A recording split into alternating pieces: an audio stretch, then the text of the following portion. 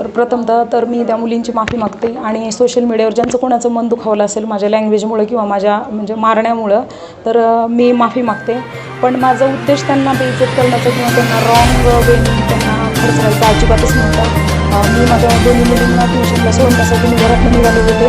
जेव्हा मी नवीन रेणापूर नाका क्रॉस केला, कॉक्सिकच्या समोर जे डिवायडर आहे तिथनं त्या 3 मुली एकदम रॅश गाडी चालवत ट्रिपल सीट आणि एकदम स्पीडमध्ये आल्या आणि माझ्या एकदम गाडीच्या समोर आल्या होत्या. मी ब्रेक हे केलं होतं, दाबलं होतं आणि त्यांना मी बोलले की प्लीज तुम्ही असं गाडी काबरी चालवता तू तुझं बघ, अशा भाषा बोलून त्या तिथून पसार झाल्या होत्या आणि जाते वेळेस त्या पूर्णपणे जिगजॅग वगैरे असं चाललं होत्या कटा मारून मारून. मग ते मला बघेल ना एक्झॅक्ट असं टायरखाली जाणार होतं एसटीच्या, म्हणून मला सहन झालं नाही.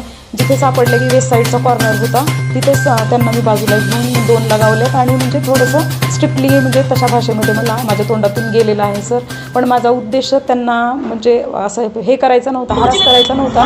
माझा उद्देश माझ्या अंगावर पांढरी वर्दी होती पण त्यात एक आई होती. आई ह्या हक्काने मी त्यांना खडसावलेला आहे. वडिलांना कोण लावा म्हटलं असलं सुद्धा त्यांनी लावलेलं नाही.